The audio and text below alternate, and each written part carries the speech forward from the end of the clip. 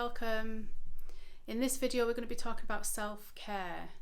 What does it mean to you? Do we do enough? If not, why not? And how it can benefit not just ourselves but those around us too. So go and grab a pen, grab a brew, pen and paper, grab a brew, and let's get to it. For those of you who don't know me, my name's Carrie and you're welcome here to Mind and Body Balance at my channel. So let's talk self-care. Seems to be quite a buzz at the minute, and there's a reason for it, isn't it? In this day and age, when we're so busy, so much going on, we're just doing all the time, then we sometimes feel that if we do any form of self-care, then that's being selfish. So we're going to come on to that in a little bit. So let's get back to basics. What does self-care mean to you? Just, you can pause the video if you want, have a little think, write the question down. What does self-care mean to you? So I've put here, being aware of my own needs and giving myself permission to have it. Being aware of my own needs and giving myself permission to have it. So that's important, isn't it? Giving yourself permission to have it. Allowing yourself to have it. And we're going to come on to what feelings might be around when we do that, when we give permission and allow it. What feelings might come up as we do that and how to work with them. So another question. The last self-care thing I did was... Again, pause the video if you want to. Jot the question down, come back to it later. What was the last self-care thing you did? So as I wrote this, I'll give you two examples. So as I wrote this, which is a while ago now, I was suffering with a cold. So I allowed myself to slow down. So normally when I'd have a cold, I'd carry on regardless, my workload would be the same, and I'd go. But being more mindful and knowing the benefits of self-care, I actually allowed myself to slow down. So that's one thing. But recently what I would say is I took myself off to bed when I'm tired. I get up early in the morning, and if I can't make it to 9 o'clock even on a night, then so be it. I'm giving myself what it needs. I'm allowing what it needs, and I give my body permission to have what it needs. And I go to bed early. So there's a couple of examples there. So before we go any further, I'm just going to read a little poem. It's called Enough, and it's by David Whyte. Whyte spelt W-H-Y-T-E. So enough. These few words are enough. If not these words, this breath. If not this breath, this sitting here. This opening to the life we have refused again and again, until now. Until now.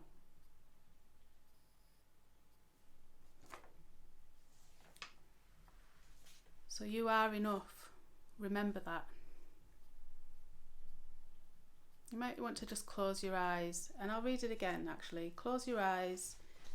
You might want to place your hand on your heart actually, and just really let these words sink in. Enough. These words are enough. If not these words, this breath. If not this breath, this sitting here. This opening to the life we have refused again and again, until now. Until now. You can open your eyes if they're closed. And just notice what that maybe brought up for you, any emotions, any feelings, any sensations in the body, and jot them down. You can maybe revisit them another time, or just pause this video and do it now if you've got the time and the space to do it. What have those words brought up for you? Are those words that you don't really say to yourself? I am enough. And has that maybe resonated with you and brought up some emotions? Then just sit with them. Allow them to be there.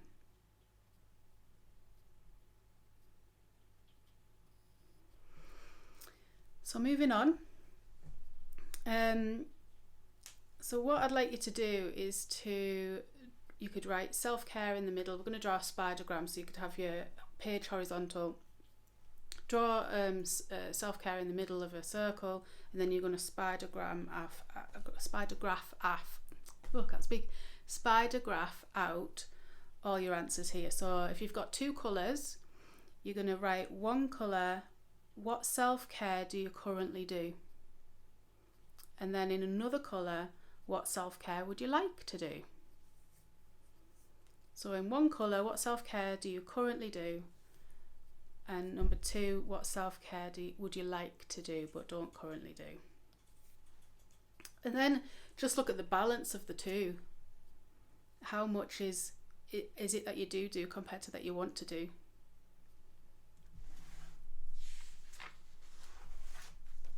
So I've got a few examples here. So I've got them categorized into sort of physical, emotional and mental, but some of them overlap anyway. So you've got move, exercise, and on the opposite of that you've got rest, proper rest compared to sleep as well. There's two things, rest and sleep. So physical, exercise, move, go for a walk, dance, swim, hug. Hug's a good one, isn't it? Stroke or play with pets, declutter, tidy house, tidy mind, have a bath, have some good healthy food and nutrition, music, sex, so might be a self-care for you, and emotional, so meditate, yoga, any form of mindful movement and stretching, light a candle, talk to a friend or a group, ask for help, go on a date, journal, have a gratitude diary, vision boards, so they're under emotional. And then mental, you can read a book, learn a new skill such as language, painting or instruments, colour like mindful colouring or painting, turn off that phone. Give yourself some downtime from some technology. Technology is great, I'm not knocking it, I won't be here otherwise, but there's a time and a place, and when it's 24/7 pretty much, it's gone beyond the balance, hasn't it? So if you're feeling a little bit attached to your phone, then make a point of it being your self-care to detach from it. So again, taking rest, it could be taking rest from work, doing a little bit of meditation, a 3-minute breathing space, even if you're at a 9 to 5 kind of job.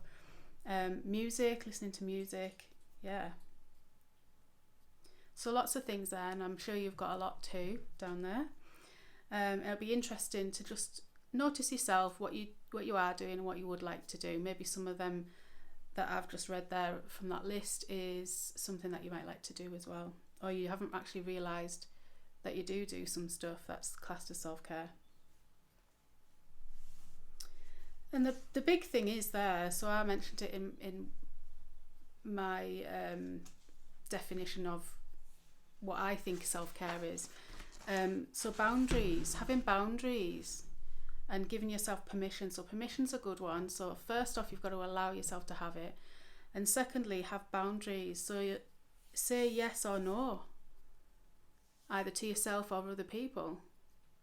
If you can feel yourself saying, oh no, I'll do another hour at work, I'll stay late tonight, and you can feel yourself doing that, give yourself boundaries and say no. Like maybe work over once a week if you have to, but set some boundaries. And when you feel yourself doing that thing, again, you can say to yourself, oh no, I mustn't do that. I've got my boundaries, they're in place for my self-care. And likewise, say you want someone's invited you to a party and you just want a bath and bed, an early night, and just say no, and don't feel bad about saying no. And the other thing is to not necessarily have to feel that you need to explain yourself. No, not tonight, but please ask me again. That's so that you feel that no one's going to stop asking you if you keep saying no. Right now, no thanks, but please ask me again. So boundaries and permission. So if you've got your pen and paper out, just jot that down as well. Boundaries and permission. So now we know kind of what self-care is and the things and the activities that are self-care. We can move on and get down to the nitty-gritty of it a little bit, can't we? So do we have enough self-care, and if not, why not? So that's another question you could write down. Do you personally have enough self-care, and if not, why not? So I wonder if you could write down what words come up for you when you think of self-care. And I guess I'm coming away from this now with my mindfulness practice, but what I used to feel was guilt and selfishness, really. Another one in there is shame. Especially if you've got a young family, something I really advocate and really strive to do and to try and pass on to other people is, if you do have a young family, to still have some self-care for you. Still do something for you. I'm just toying whether to say this without feeling guilt. I want to say without feeling guilt, but however, when we're first starting this, and mindfulness doesn't push any emotions away, so if you're feeling guilt, that's okay, allow it, and the more you do of this, the less the guilt will be. I promise you, because that's where I'm at now. Okay, so do something for yourself, even though you've got kids, especially as a mum. I can't emphasize that enough. Whether you class it as self-care or something, just a hobby, something you're interested in, something that's you, that you can always have alongside being a mum, being a wife, looking after your house, looking after all that stuff. Otherwise, all that stuff is all you are. And that's all you feel you are. You are not, you're more than that. But that's all you will feel that you are. And then you'll hold resentment. I can't do this thing, I don't want to do this thing because I've got to do this and look after everybody else. Well, what about you? What about you and your life at the end of your days? And all you're thinking back to is resentful because, well, I couldn't do anything in that period of my life because I had kids. Now, don't get me wrong, kids are a priority. Kids do need love and affection from the mums and the dads and everything. Of course they do. The thing about mindfulness is when I say something, people always jump to the opposite. So you're saying I shouldn't do this then? No, I'm saying we should be in the middle. Okay, so mindfulness is always about balance. So yes, I'm saying do some self-care, but I'm not saying completely ignore your other responsibilities that you've got in your life. I'm saying trying to fit it in. Make the priority be fitting these things in somehow. And if it means having less time on the telly, less time on your devices, then that's where you'll get your time back. If it means getting up a little bit earlier, then that's where you'll get your time.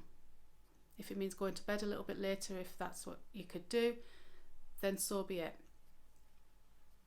But just find some time to do something that is true to you and something that you enjoy.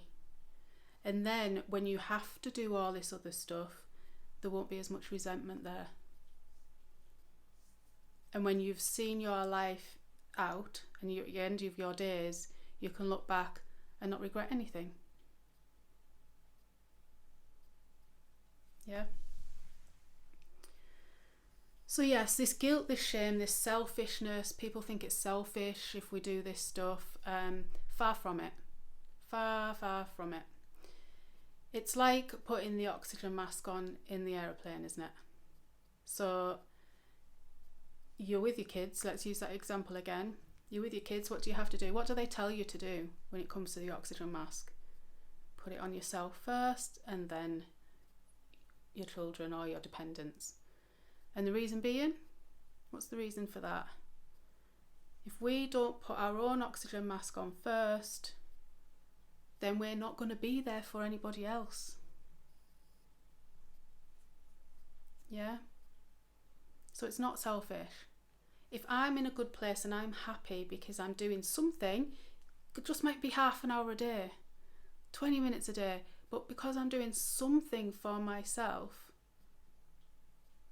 then I'm feeling uplifted and happy, and that'll just transpire into everyone else around me, and that'll make for a better a better home life or work life. You know, if you can find something in your working day, in your break, to feel enjoyment with, then when you go back to work after that break, you'll feel a bit more uplifted and energized, and then you'll be a better person to be around with your colleagues. You know, if it is just taking a few minutes, either nip into a room that you know is free, or in your car, and just having a 5-minute meditation might just be enough to uplift you and get you back for the afternoon, instead of having that afternoon slump. So why do we feel like this? Why is it so hard to allow ourselves some self-care? It's not. It's natural, isn't it? It's nurturing to nurture. If we nurture other people, why can't we nurture ourselves? What is it that stops us? I would say it comes down to society, upbringing, and this sort of thing within society about the pressure to have and be it all. I mean, if someone says, how are you doing? Or we haven't met, I'm so busy. I've been so busy. And it's like busy's a thing to be proud of nowadays. I've just had Christmas. We've just had Christmas. I'm recording this in January. And it was so nice to do nothing. And to just say, we did nothing, we didn't go anywhere, we didn't have anybody, it was just nice, and we just were. I was being rather than doing. And no pressure to go anywhere, no pressure to have anybody. It was just really nice. But we often say, if we have things like that, oh, it was just quiet. As if we've got nothing to tell anybody because it was quiet. Actually be enthused that it was quiet. Oh yeah, it was quiet, it was lovely. Really lovely. And instead of, oh, just quiet, we didn't do anything, and trying sort of timid behind it all. So how does mindfulness help this then? So like I said, when we have this guilt and shame and selfishness feelings come up, okay, mindfulness says to pay attention to the present moment without judgment. So allow those feelings to come up. They're there. We're not going to diss them, because they're always just going to keep coming. So allow them to be there. And then they tend to diminish and go away themselves anyway. They just need acknowledgement. And like I said, the more you do this, the less you'll realise why you're doing it, and how good it is, and how beneficial it is to others. That guilt, selfishness, shame will diminish.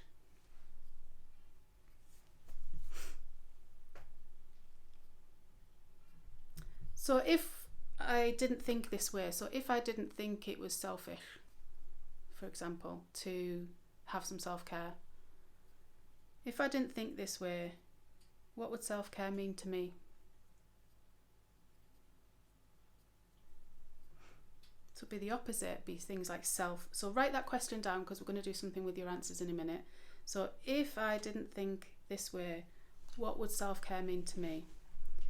And I've wrote things like self-worth, recharge, self-development, time for me, enjoy life equals happier, can only benefit those around us.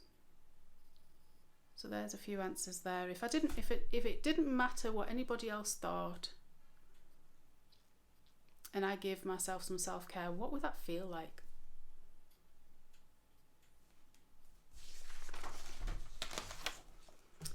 And then, bearing in mind those questions, we'll take them forward to some affirmations. So you put the words I am, and then whatever words have come from the answer. So look back at your answers of what self-care means to me. I am worthy. I am deserving of happiness. I am happy. I am healthy. I am love. So there's just a few.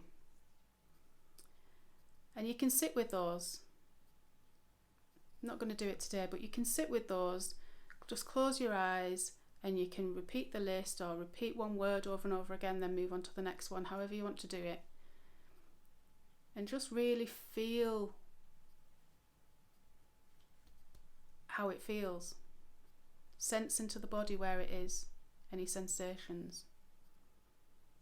I am worthy is a big one. We go through life believing we're not worthy because of society, because of upbringing, because of all these things. So this is where you give time to you to give back to you what it is you need.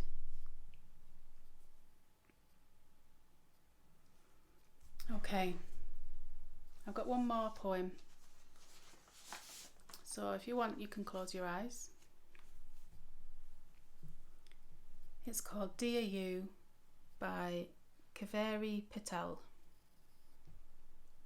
Dear you, you who have always so many things to do, so many places to be, your mind spinning like fan blades at high speed, each moment always a blur because you're never still. I know you're tired. I also know it's not your fault. The constant brain buzz is like a swarm of bees threatening to sting if you close your eyes. You've forgotten something again. You need to prepare for that, or else. You should have done that differently. What if you closed your eyes? Would the world fall apart without you? Or would your mind become the open sky, flock of thoughts, flying across the sunrise as you just watched and smiled?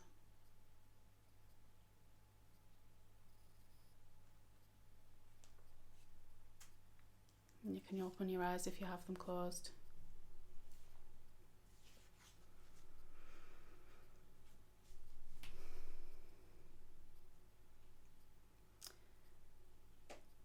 So yeah, I would say bring some self-care in to your life, some way, shape or form. Even if you can't do it every day, every other day, twice a week, whatever, as long as you're bringing something in. Consider making some boundaries if that's what you feel you need. And always remember to give yourself permission to do it. And I'll leave you just with this last meme that I've come across.